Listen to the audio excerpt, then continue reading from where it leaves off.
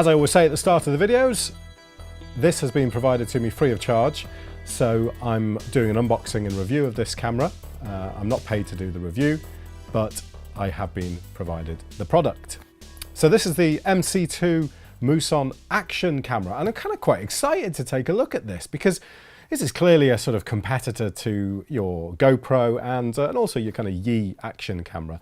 It's extremely good value for the specs. If you just do a Google and find it on Amazon, the MC2 action camera, the prices sort of change all the time, so I'd just suggest you just sort of check that out and find out what the price is right at this time. But if you take a look at the specs on the back, it's 4K, it's only 25 frames a second at 4K, 2.7K 30 frames a second, but it does 1080p at 60 frames a second. So it's not up there with your latest GoPro 6 doing 4K 50 and 60p, but it's still doing 1080p 60. So if you're after a reasonable priced action camera, waterproof down to 30 meters, well, let's have a look and see whether this could be any good for you. So Wi-Fi, it supports BG and N, no AC support on here, and storage, as per most action cameras, is the micro SD card. Battery life is claimed to be roughly 50 minutes of record time in 4K or 1080p 1080-60p. So let's have a look inside the box and see what you get. Well, it comes in a carry case, it seems. Okay, so everything, I'm just going to put the box to one side then, because everything is in this carry case.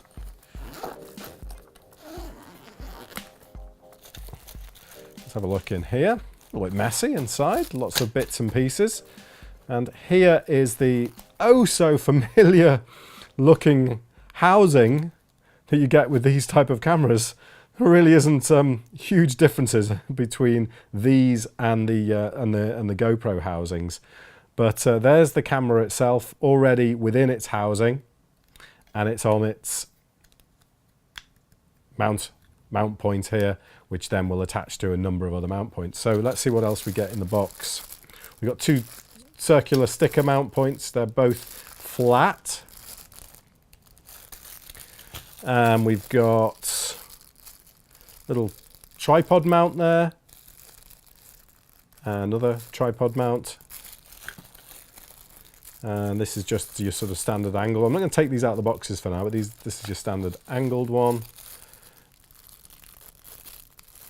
Don't know, I'm not sure what that is. Just an angled bracket.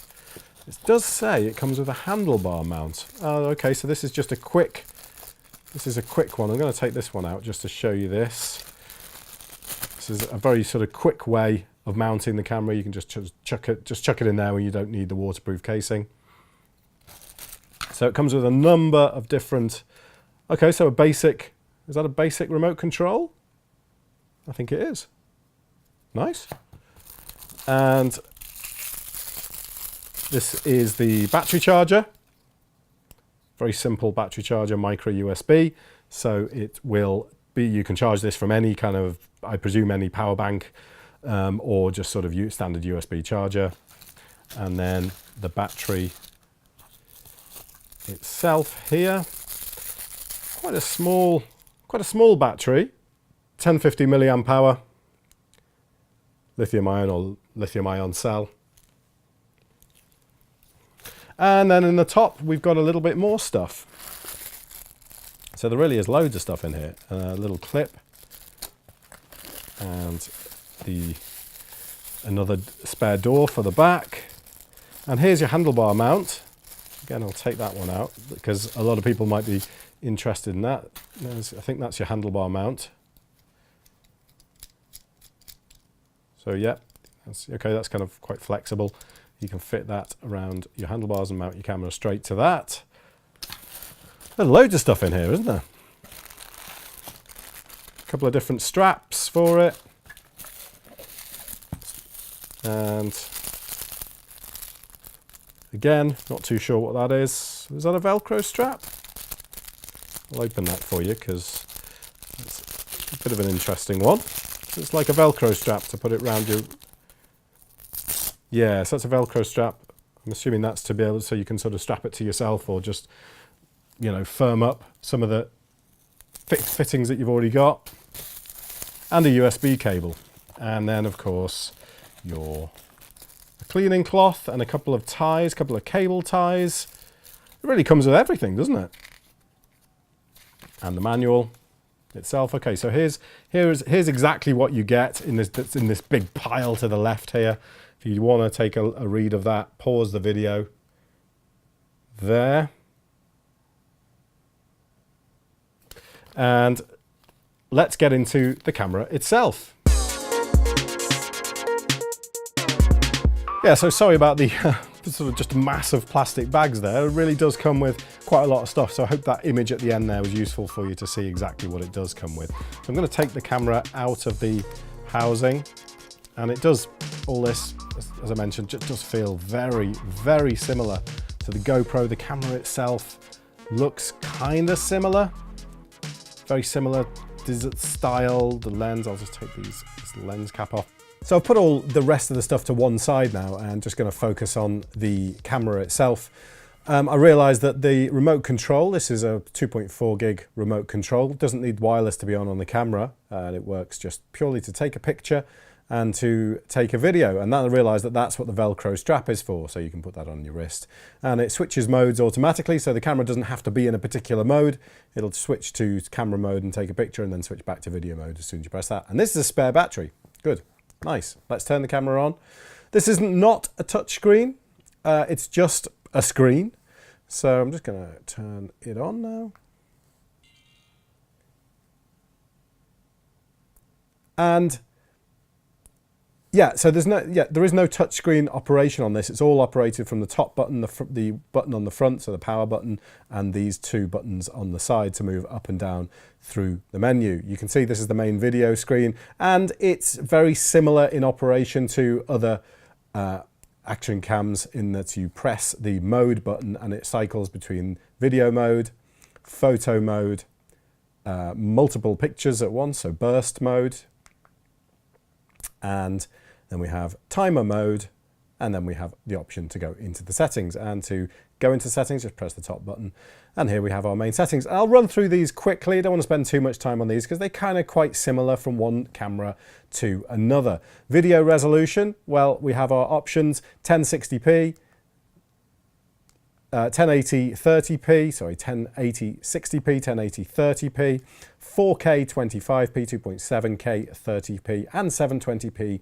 120 frames a second. So realistically, I think this is probably the sweet spot for this camera. 4K 25 frames a second.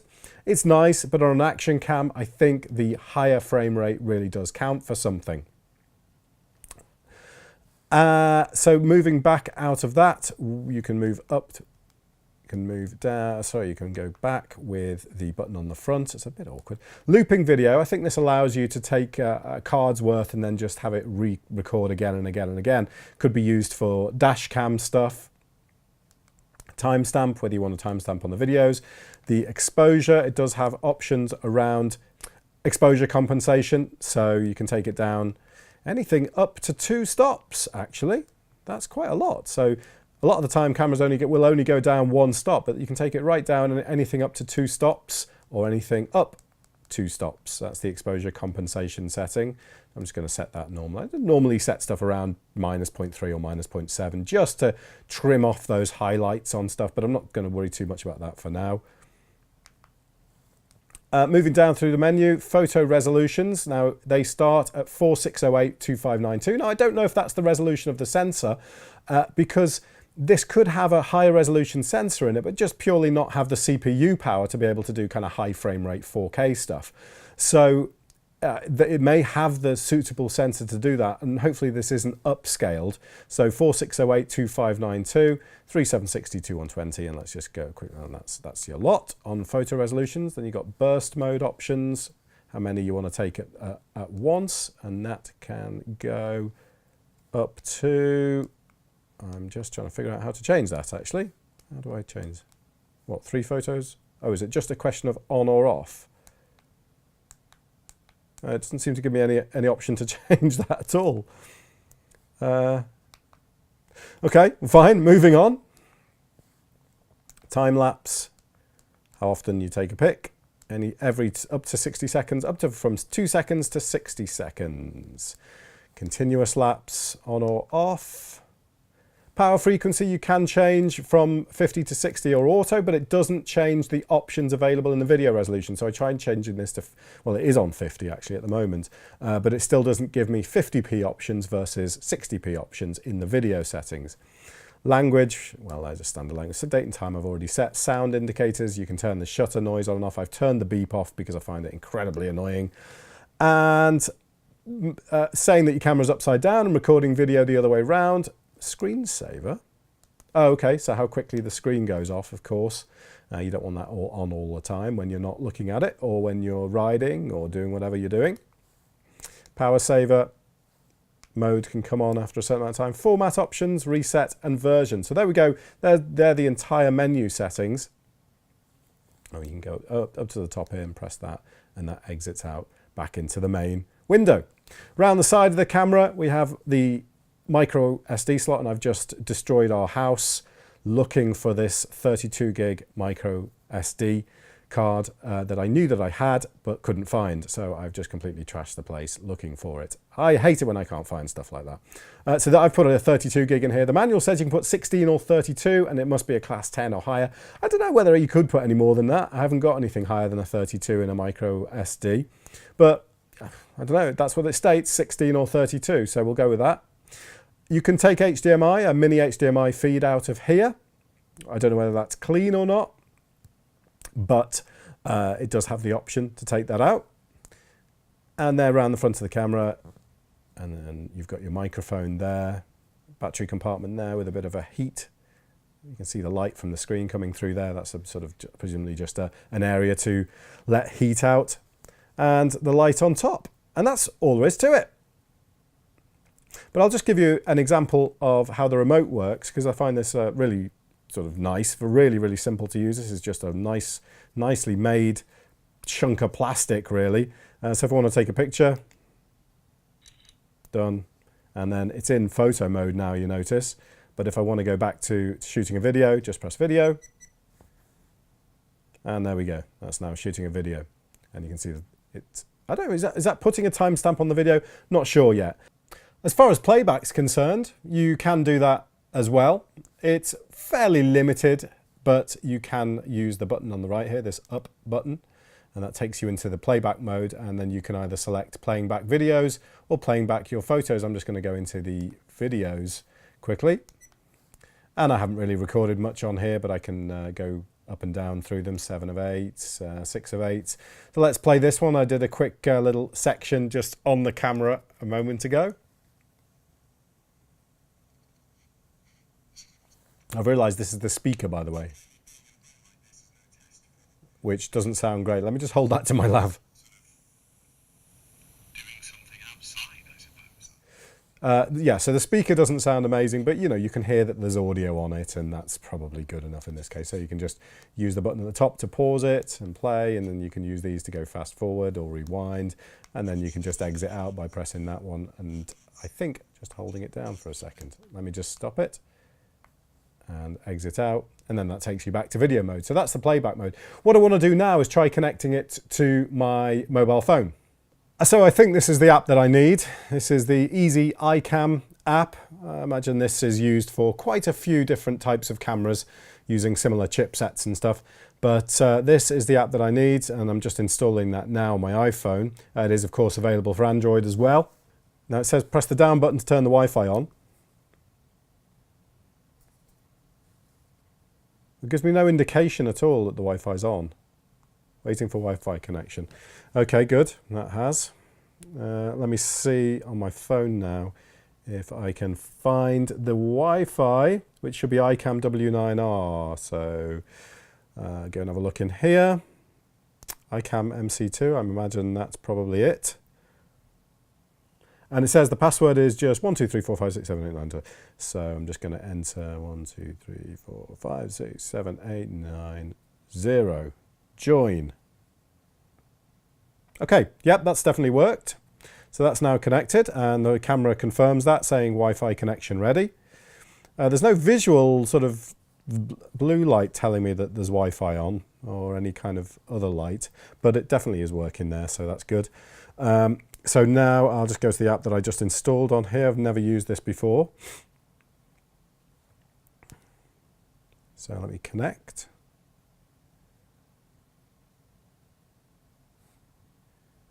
And that's it. There we go.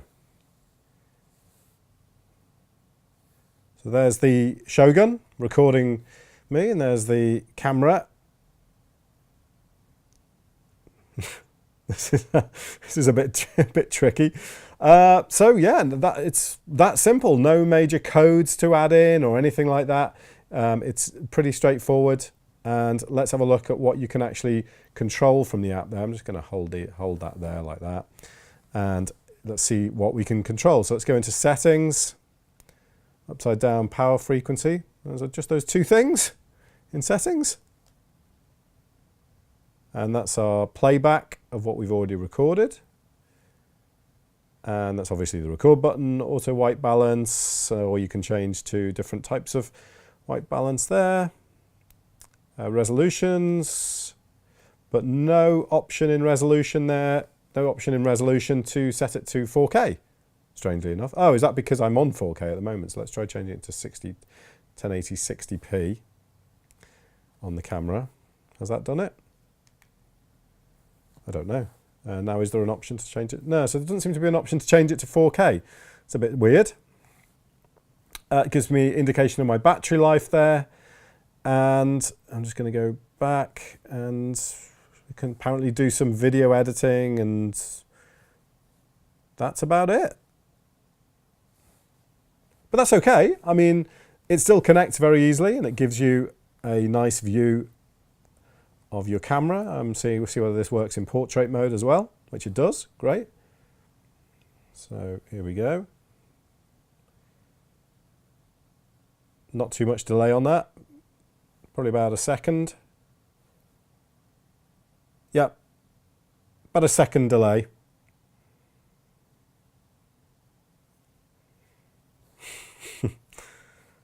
Right, so that's how quick, straightforward it is to set up the app. That's dead easy. And let's move on to looking at some images from it, and I'll put some downloads to the video files and also some pictures that I take with it. Right, so I've got the camera here. I'm not going to try and do anything particularly exciting.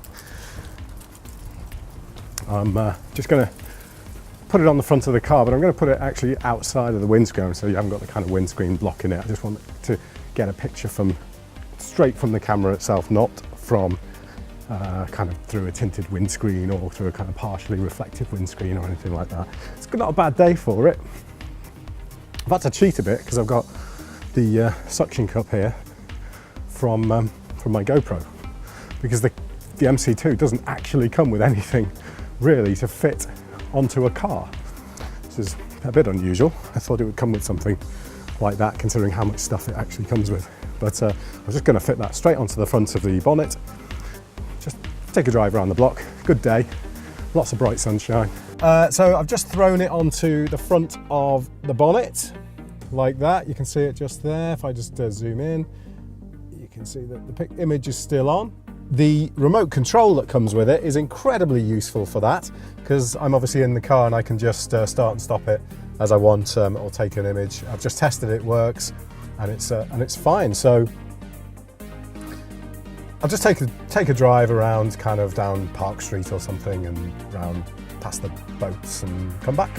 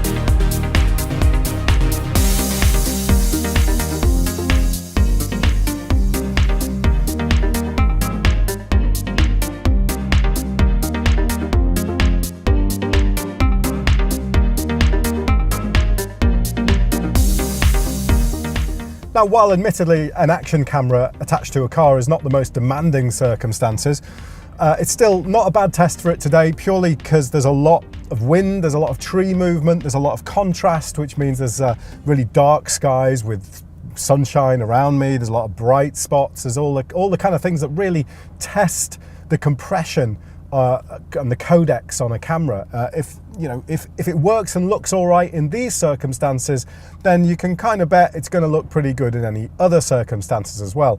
But the next test is low light, so I'm going to have to wait till the sun goes down later to test this. I'm going to take it out again and just test how it looks in low light.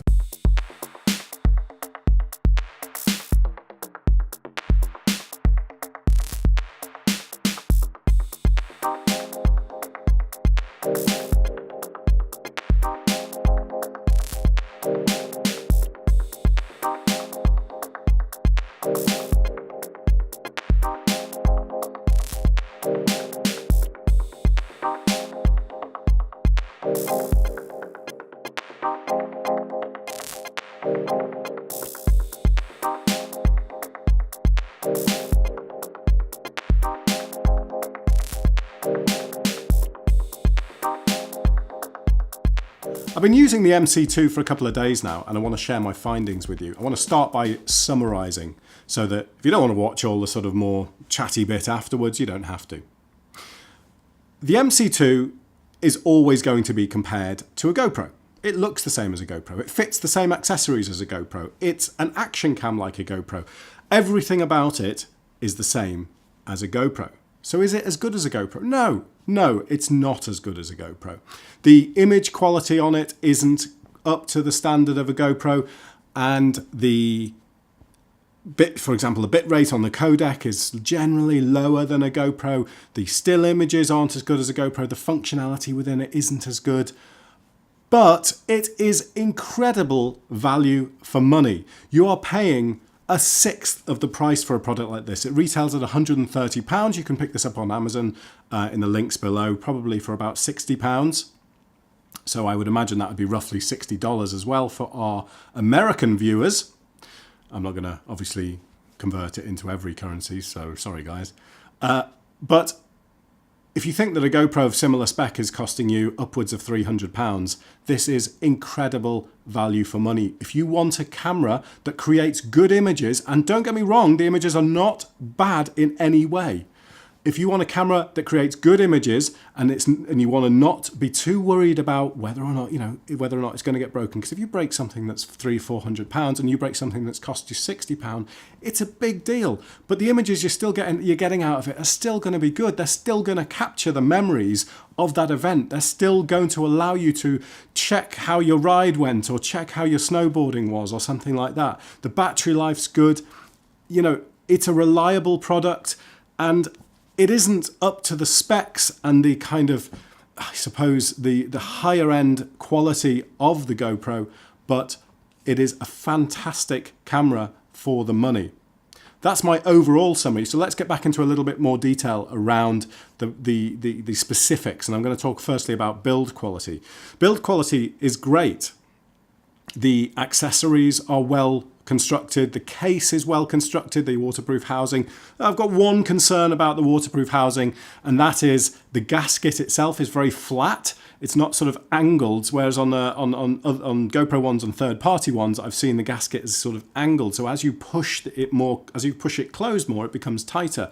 On this, you've got a flat gasket, so it has to be perfectly. The plastic has to be perfectly aligned with the other piece of plastic in order for it to be a good seal.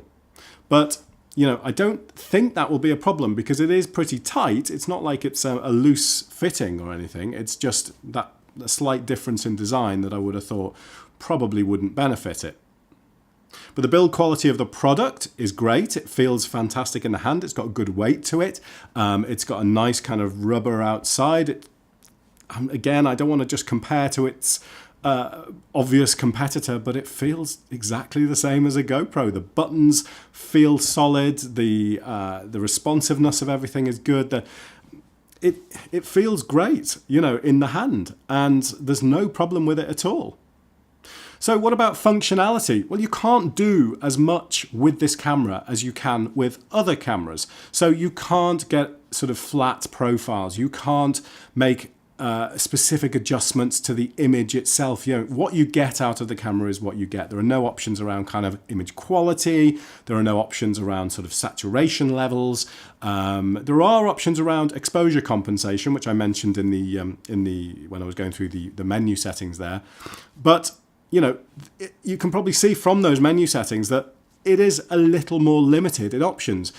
In PAL land, I'm in PAL land and I can state that my frequency is 50 hertz, but I don't get options to have 50 frames a second. I don't get any sort of shutter speed options. You know, it is limited and it is made simple, but it works. And, you know, that brings me on to the next point, which is reliability. I've had no problems whatsoever with this camera.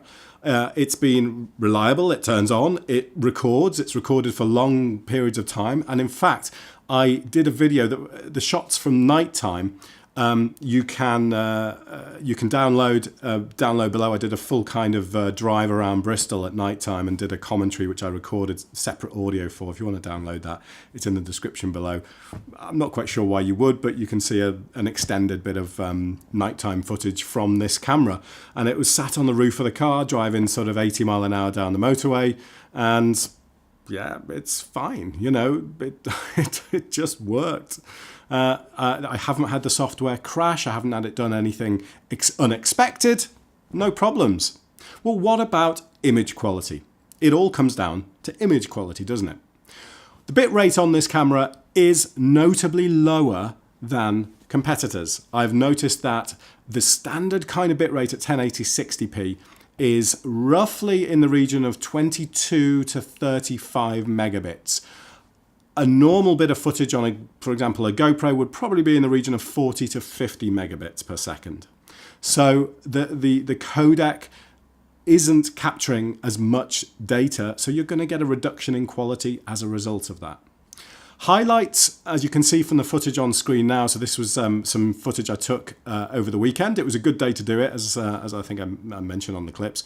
It's a good day because it was really contrasty and really bright sunshine, but it was really dark patches as well. So you can see that highlights aren't controlled too well. The dynamic range of this camera isn't marvelous. It kind of reminds me of some of my security cameras, actually, that I've got around this building here.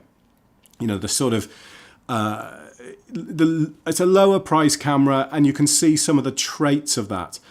But if anyone ever sees the quality of the security cameras that I have, the first thing people say is, wow, they're amazing quality. So again, don't get me wrong, this isn't bad. It's just not a high-end camera. I think the image itself is oversaturated and it's a real shame you can't adjust that in any way. The colors are too, they're too glaring, they're too vibrant. It really needs to be sort of tamed down a bit. For my eyes anyway, it is a little bit too much. And that's a sort of shame because it sort of starts to blow out the colors a little bit. Nighttime footage, so let's switch to the nighttime footage now. Well, the nighttime footage really surprised me. The camera does really well at nighttime. Sure, you get the reduction in quality because obviously the camera is having to do a lot more noise reduction. You get the smearing of the image, you get the kind of softening of the image as a result of it. But the main thing that surprised me was the color accuracy at low light. And again, just you can see that. I mean, you can probably see that from this video. You don't know exactly what the original colors were like, but so you'll have to take my word for it to some extent. But the color accuracy is really good in low light, and you can see that the footage itself is completely usable driving around a city at night. Now, you're not going to be able to use this camera in pitch black darkness, and it doesn't have any adjustments, going back to functionality, it doesn't have any adjustments around, maximum, minimum ISO settings, gain settings of any kind. But out of the box, I was really impressed with the nighttime footage. So all in all, as I said, a good package. Fantastic value for money at £60. This is the Muson MC2 Action Cam. So thank you very much for watching. I hope you enjoyed the review. If you did, put your comments below. If you've used the camera or if you've used something similar, put your comments below and let me know how it did for you. And I will catch you soon. Thanks, bye.